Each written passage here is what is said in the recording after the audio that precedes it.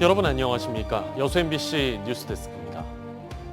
순천시가 특구 지정을 통해 지역의 특성화된 교육 인프라를 확장하겠다는 전략입니다.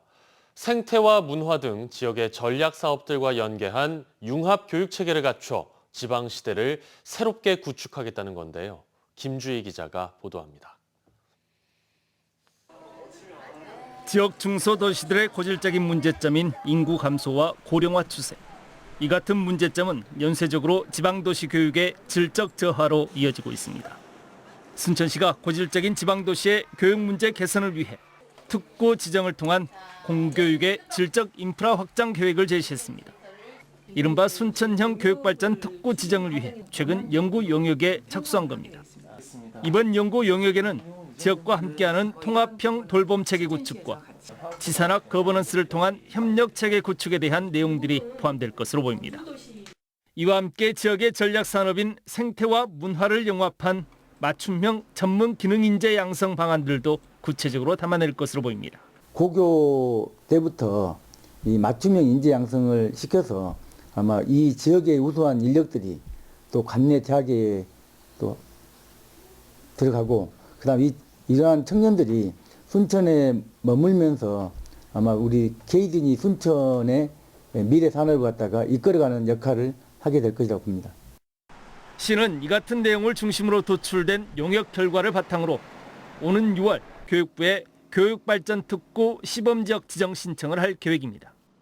이르면 오는 7월 교육발전특구 시범지역 지정이 가능할 것이며 내년부터 사업이 본격적으로 시작될 수 있을 것으로 예상됩니다. 특구가 지정이 되면 교육부에서 한 50억 그리고 순천시와 전남도 교육청이 해서 총 200억 사업비로 5년간 순천형 교육발전 특구 사업을 시행할 계획입니다. 순천시는 교육발전 특구로 지정되면 글로컬 30, 문화도시 특구, 기회발전 특구 사업 등과 연계해 지역 공교육 활성화에 기폭제가 될 수 있을 것으로 전망하고 있습니다. 새롭게 그려지고 있는 순천형 교육발전 특구가 지역 교육의 혁신과 지역 인재 양성, 정주 기반 마련으로까지 확장되는 지방시대 구현의 새로운 시작점이 될 수 있을지 주목됩니다. MBC 뉴스 김주희입니다. 고흥군이 제4회 마리안느 마가렛 봉사대상 후보를 다음 달 28일까지 추천 공모합니다. 공모 대상은 마리안느와 마가렛 두 간호사의 숭고한 정신을 이어받아 국가나 지역사회에 헌신 봉사한 자로 간호부문과 봉사부문 각각 1명씩 선정하는데요. 올해부터 간호부문은 대한간호협회에서 별도 일정으로 공모 접수해 2배수로 후보자를 선정 제출하고 봉사부문 후보자와 함께 봉사대상 심사위원회에서 최종 수상자를 결정합니다. 특히 상의 가치와 품격을 높이기 위해 지난해 행정안전부에 건의한 결과 이번부터는 대통령과 국무총리 표창으로 훈격을 높였으며 각각 2천만 원과 1천만 원의 상금도 수여됩니다. 고흥 유자는 전국 생산량의 60%를 차지하는 고흥 지역을 대표하는 효자 작목입니다. 그동안 열매만 이용하던 고흥 유자를 녹차처럼 차로 우려서 마시는 유자 햇잎차 개발이 시도되고 있는데요. 상품화 가능성에 관심이 모아지고 있습니다. 최우식 기자입니다. 고흥 유자는 600여 년 전부터 재배되어 온 고흥 지역의 대표 특산물로 현재 농산물 지리적 표시 제14호로 등록돼 있습니다. 재배 면적은 643헥타르, 전국 생산량의 60%를 차지하고 있고 연간 162억 7천만 원의 농가 소득원이기도 합니다. 이처럼 고흥을 대표하는 유자는 대부분 수확 즉시 생과 또는 당절임 형태인 유자청의 원료로 쓰였습니다. 하지만 열매 활용에만 그쳤던 상황에서 최근 유자잎차의 제조 방법이 특허를 획득하며 새로운 차의 원료로 떠올랐습니다. 이미 탄닌과 카페인, 비타민C 등 유자잎의 성분 분석도 이뤄졌고 차 명인의 손을 거쳐 만들어진 햇잎차 시음회에서의 반응도 좋았습니다. 녹차하고는 약간의 다른 컨셉을 가지면 충분히 가능성이 있겠다. 폐기가 되고 있는 미활용 자원을 이용을 해서 그다음에 그런 기능성 성분이 들어있기 때문에 잘만 개발하면은 이거 충분히 가능성이 있고 사업성도 있겠다. 고흥군은 특히 해마다 유자의 재배 면적이 증가하면서 폐기되는 유자잎도 계속 느는 만큼 열매에만 치중했던 상품 개발에서 그 활용 범위를 넓혀보겠다는 구상입니다.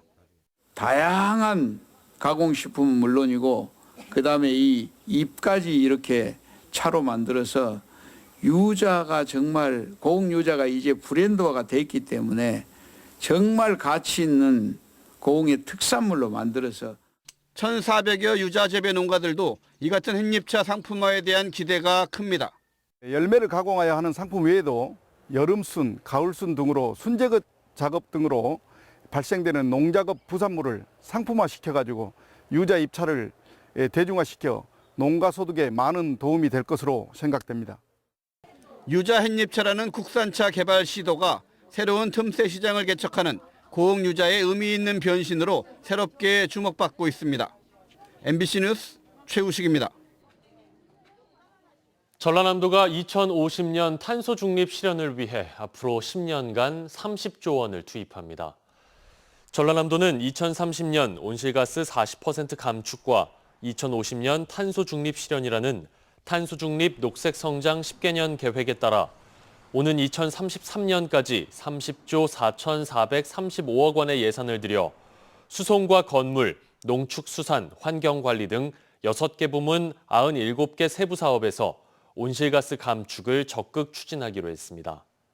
전남도는 또 선제적 기후위기 대응 기반 구축을 위해 기후위기에 안전한 전남 조성과 에너지 전환 선도, 국내외 탄소 중립 교류 협력 강화, 탄소 중립 실천 문화 조성 등도 함께 추진할 예정입니다. 포스코 광양제철소 제강설비부에 근무하는 이선동 명장이 2024년 노동절 유공정부포상 시상식에서 최고 영예인 금탑 산업훈장을 수상했습니다.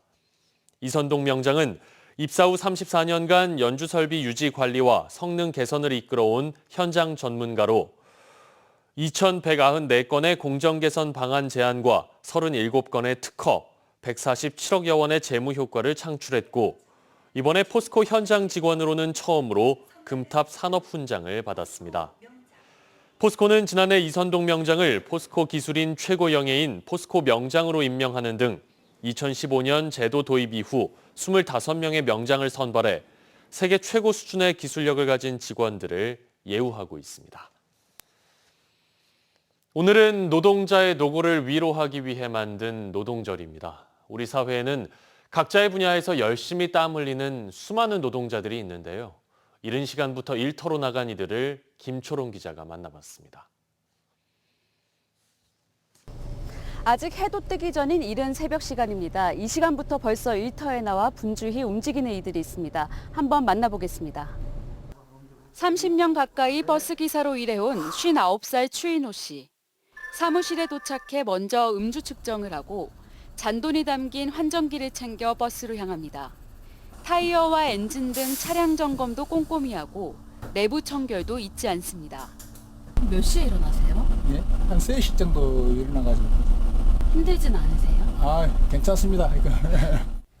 첫 차를 몰고 나가는 시간은 5시 반. 어느새 날이 밝고 시민들이 하나둘 버스에 오릅니다.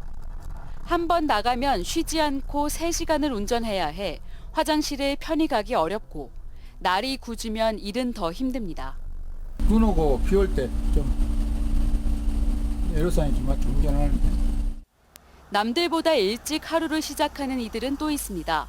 환경미화원입니다. 이제 집에서 나오는 시간은 보통 5시도 5시 반에 출발을 하죠. 골목 한쪽에 가득 쌓였던 쓰레기가 순식간에 다 정리됩니다. 정신없이 일하다 보면 팔도 어깨도 허리도 안 아픈 곳이 없습니다. 3톤에서 4톤 정도 싣죠. 무게 많이 나오면 그날은 많이 힘들죠. 고된 업무도 업무지만 노동자를 위한 안전과 복지, 임금 문제 등 정부가 해결해야 할 과제가 산적한 현실. 하지만 이런 어려운 여건 속에서도 노동자들은 각자의 보람과 의미를 찾으며 일터를 지켜오고 있습니다. 친절하게 잘해줬다고 또 기사님 고맙습니다 하고 인사하고 그럴 때 보람을 많이 느끼죠. 가족을 위해서 이렇게 보람차는 일을 한다는 그 자부심 그런 거 있어서 제일 좋아요. MBC 뉴스 김초롱입니다. 일터에서의 중대 재해를 예방하고 사업주의 책임을 명확히 해 안전의식을 강화하기 위한 중대재해처벌법. 지난 2022년부터 시행됐는데요. 올해부터 50인 미만 소규모 사업장까지 법 적용 대상이 확대됐지만 대부분 수사가 지지부진하면서 실질적 안전사고 예방 효과가 미미하다는 목소리가 나오고 있습니다. 서희령 기자가 취재했습니다. 지난 2022년부터 시행된 중대재해처벌법. 2년여 동안 광주 전남에서 21개의 기업이 관련법 위반으로 노동청의 수사를 받았습니다. 하지만 이 가운데 최종 재판에 넘겨진 사건은 3건뿐.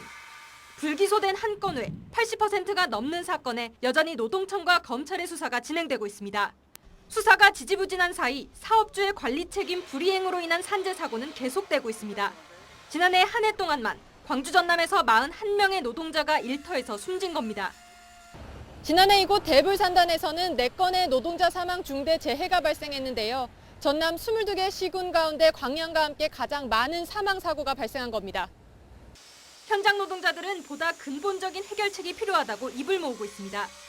고질적 병폐로 지적되는 산단 내 다단계 하청 문제 등의 해결이 가장 시급하다는 겁니다. 다단계 하청 고용 구조는 생명을 갈아 넣는 속도전에 내몰릴 수밖에 없기 때문에 안전 시스템이 적용되기가 매우 어려운 구조입니다.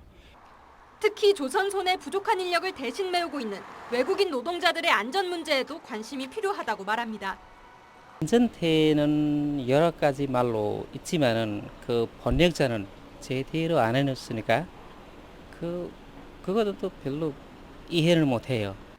사업주들이 다 알고 있어요. 어떤 비자는 사고가 나면 말할 수 없는 비자가 있단 말입니다. 정상적인 그런 어떤 플랫폼을 내어줘서 인권 침해가 되지 않도록.